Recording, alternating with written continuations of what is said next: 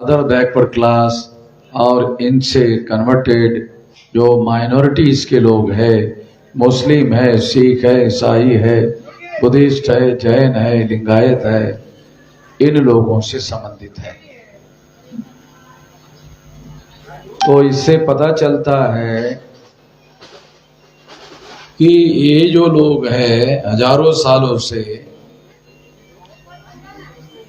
अलग अलग तरह के अन्याय से जो पहले से पीड़ित है, तो पहले से पीड़ित लोग आजाद भारत में अब लगभग 75 साल होने को आ रहा है और इस 75 साल के आजादी में ऐसे दिखाई दे रहा है कि असंगठित लोगों का और उनकी समस्याओं का किसी प्रकार से भी समाधान होता हुआ दिखाई नहीं देता है। तो इसका समाधान कैसे होगा? हमारे लिए सबसे बड़ा सवाल ये है कि इसका समाधान कैसे होगा। इसी बात का समाधान ढूंढने के लिए आज आप लोग यहाँ इकट्ठा हुए हैं। तो इसका समाधान कैसे होगा, ये मौलिक बात है, क्योंकि हम लोग सारे देश भर में अपनी समस्याओं का समाधान करने के लिए और हजारों साल से जो संगठित अन्याय हमारे ऊपर हो रहा है उसका समाधान करने के लिए हम लोग राह देख रहे हैं। तो इस पर हम लोग विचार कर रहे हैं। साथियों, मैं आपको ये बताना चाहता हूं कि अगर इसका समाधान आपको करना है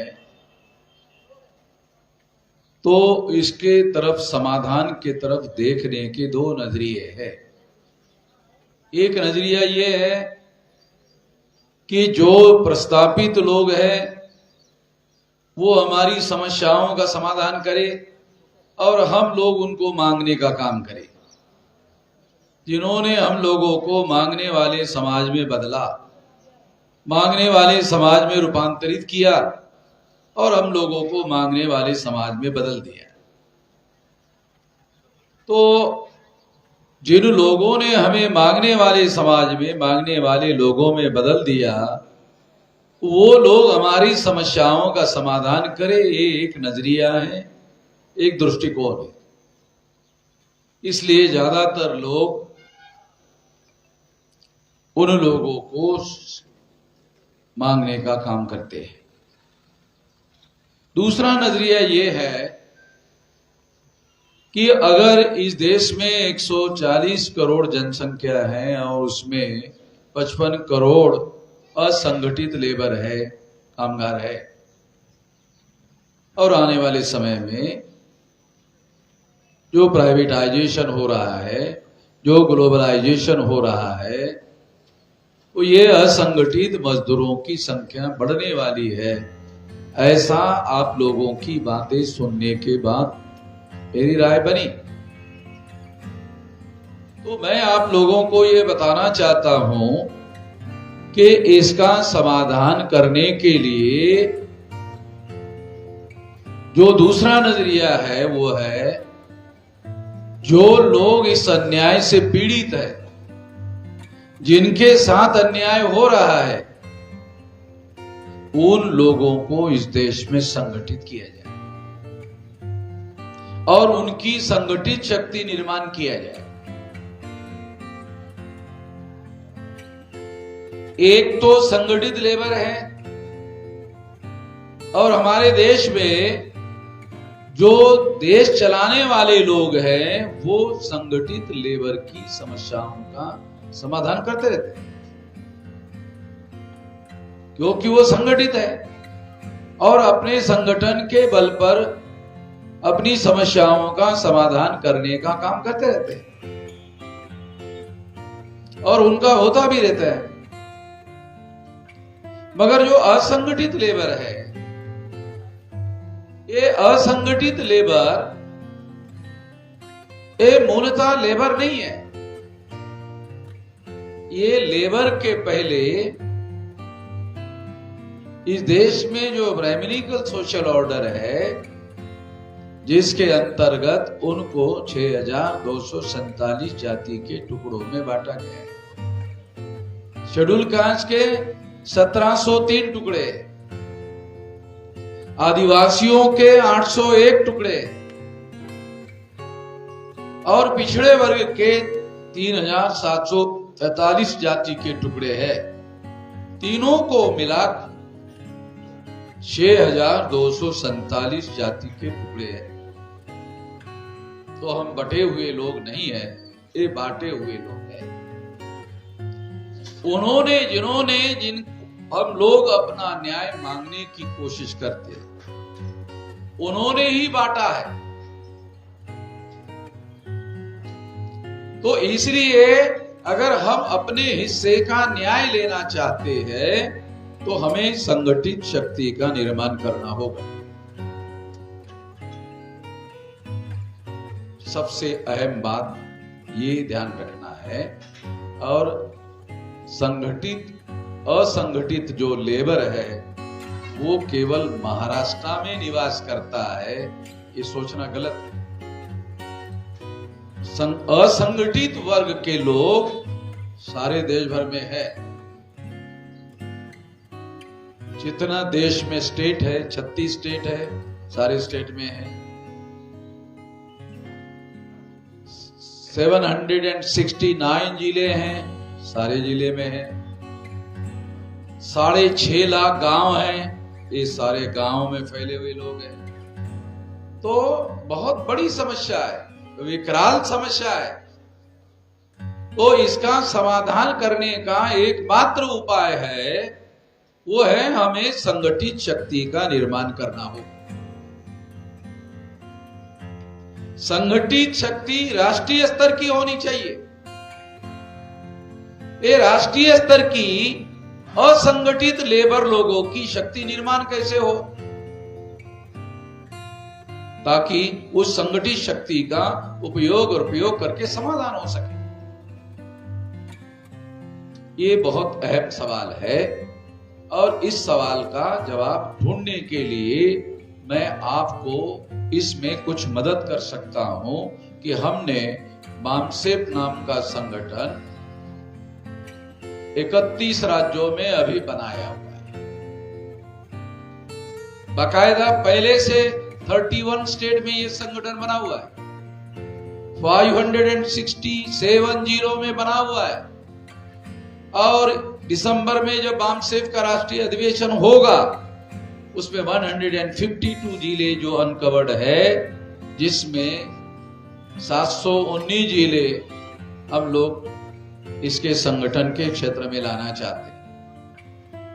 तो ये 36 में से अगर 5 राज्य अगर छोड़ दिए जाए, नॉर्थ ईस्ट रीजन में नागालैंड है, मिजोरम है, मणिपुर है, अगर ये 5 स्टेट छोड़ दिए जाए और ये 5 स्टेट्स के 50 जिले छोड़ दिए जाए तो 719 जिलों में हमारा संगठन होना चाहिए।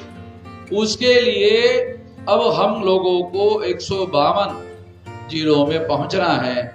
तो हमने अभी 23 जुलाई को दिल्ली में सेंट्रल एग्जीक्यूटिव कमेटी की मीटिंग में हमने ये निर्णय किया कि 152 कार्यकर्ताओं को हम लोग सारे देश भर में आइडेंटिफाई करेंगे और 152 कार्यकर्ताओं को 152 जिले अडॉप्ट करने के काम पर दे दिए जाएंगे।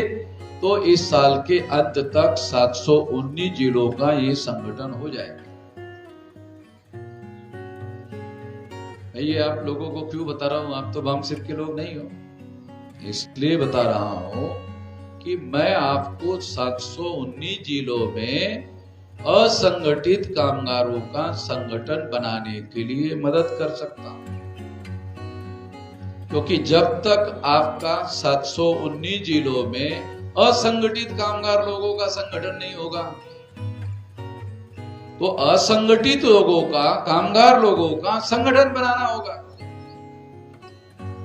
अगर 719 जिलों में हमारा संगठन फैल जाता है तो हम लोग आपको 719 जिलों में अनऑर्गेनाइज्ड सेक्टर, असंगठित कामगार लोगों का संगठन बनाने में मदद कर सकता हूं, इससे ये असंगठित कामगार का संगठन केवल मात्र महाराष्ट्र के लेवल पर नहीं होगा, राष्ट्रीय स्तर का हो जाएगा। और इसमें आपको सारे देश भर में ये संगठन बनाने के लिए जो भी आप लोगों को मदद चाहिए, क्योंकि संगठन बनाने के लिए 5 चीजों की जरूरत होती है। बुद्धि, सबसे पहले बुद्धि, दूसरा पैसा, हुनर, समय और श्रम, 5 चीजों की जरूरत होती है। मैंने अपनी जिंदगी में जब 18 साल 3-4 महीने की मेरी उम्र थी, अभी मेरी उम्र 66 साल की है, तो लगभग 48 साल हो गए। इतना बड़ा विशाल संगठन हमने खड़ा किया और आरएसएस के हेडक्वार्टर पर 6 अक्टूबर 2022 को 4.5 लाख लोगों का मोर्चा लेकर गए थे। आप लोगों ने सोशल मीडिया में शायद देखा होगा। तो ये इतनी बड़ी जो ताकत है, इतनी बड़ी जो संगठित शक्ति है, उसी तरह से अनऑर्गेनाइज सेक्टर में काम करने वाले जो आप लोग हो, आप लोगों की संगठित शक्ति निर्माण करने के लिए हम हर संभव आपको मदद करेंगे। जब हर संभव मदद करेंगे तो 55 करोड़ लोगों का एक बड़ा संगठन बन जाएगा देश में। जैसा आप मानते हैं कि ऐसे लोग 55 करोड़ लोग हैं, निश्चित रूप से होंगे, क्योंकि 140 करोड़ संख्या है हमारे देश में। तो 55 करोड़ लोग जो है, जो अपने परिवार का पालन पोषण करते हैं, वो तो मेहनत करके ही करते हैं। तो निश्चित रूप से माना जा सकता है कि हाँ, ऐसा होगा। तो इसलिए मैं आप लोगों को ये संगठित शक्ति निर्माण करने में हर संभव, हर प्रकार की मदद करने के लिए तैयार हूं, जिससे आपका संगठन राष्ट्रीय स्तर का बन जाए। और जब आपका राष्ट्रीय स्तर का संगठन बनेगा 55 करोड़ लोगों का, अभी नरेंद्र मोदी को कितने वोट पड़े हैं सरकार बनाने के लिए? 22 करोड़। ये 55 करोड़ का अगर आपने संगठन बना लिया तो नरेंद्र मोदी कहाँ रहेगा? आपको समझ में आए इसलिए बोलते, आप लोगों का राज होगा। अगर आप लोगों का राज हो गया तो फिर आप अपना कानून बनाओ। जो आप उनकी समीक्षा कर रहे हो कि उन्होंने ये कानून बनाया और उनको वो नोंद करने के लिए रखा हुआ है, नोंद ही नहीं करते हैं, रजिस्ट्रेशन ही नहीं करते हैं। तो इस देश में कानून बनाने वाले और बहुत भारी संख्या में बने हुए कानून देश में है। अभी जैसे कुछ लोगों ने बताया कि नरेंद्र मोदी ने बहुत सारे कानून खत्म भी कर दिए, ऐसा किया होगा। इसके बावजूद भी हजारों कानून है, हजारों फिर भी है। ये कानून अभी भी हजारों है। इसकी विशेषता क्या है? लागू नहीं होता। हजारों कानून है मगर कोई कानून लागू नहीं होता है। जो डेमोक्रेसी है उसको रूल ऑफ लॉ कहा जाता है, कानून का शासन। पहले के जमाने में राजा होता था और राजा जो बोल देता था वही कानून होता था। तो राजाशाही के जगह लोकतंत्र आ गया, लोकशाही आ गई।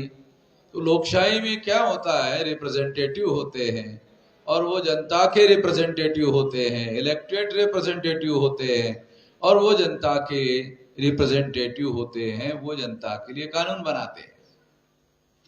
वो जनता को न्याय मिले इसलिए कानून बनाते हैं, मगर वो कानून लागू नहीं होता। कानून लागू क्यों नहीं हो रहा है? देखो, जो कांग्रेस है, ये चटर्जी, मुखर्जी, बनर्जी, गोखले, तिलक, आगरकर, ये ब्राह्मणों का संगठन था। ये जब 1885 को कांग्रेस की स्थापना हुई तो ये ब्राह्मणों ने उसकी स्थापना की। और स्वाभाविक है, जब आजादी मिली तो एक ब्राह्मण प्रधानमंत्री बना।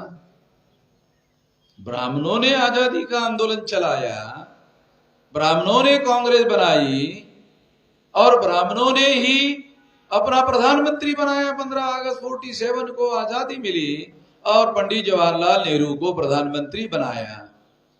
उन्होंने अपने लोगों के लिए तमाम प्रकार के कानून बनाए और लोकतंत्र विधायिका जिसमें उनके ही रिप्रेजेंटेटिव है।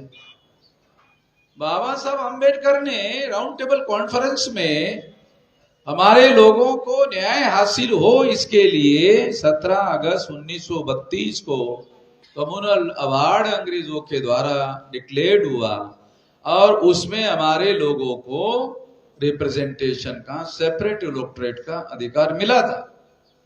गांधी जी ने उसके विरोध में उपवास किया, आमरण अनशन किया और आमरण अनशन के बाद में वो जो सेपरेट इलेक्टोरेट था उसे खत्म कर दिया गया और उसके जगह पुनः पैक्ट के माध्यम से जॉइंट इलेक्टोरेट आ गया। तो आज 131 मेंबर पार्लियामेंट शेड्यूल कास्ट और शेड्यूल ट्राइब के पार्लियामेंट में चुनकर जाते हैं।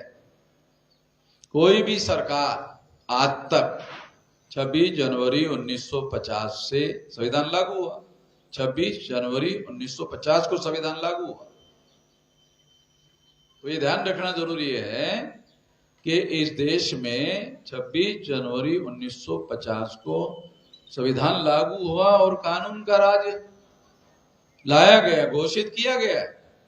तो ये तब से लेकर अब तक इतना समय हो गया, लंबा समय हो गया और ये लंबे समय से इस देश में संविधान है और संविधान में ये लिखित रूप से घोषित किया कि ऑल सिटीजन्स आर इक्वल, सारे नागरिक समान घोषित किए जाते हैं।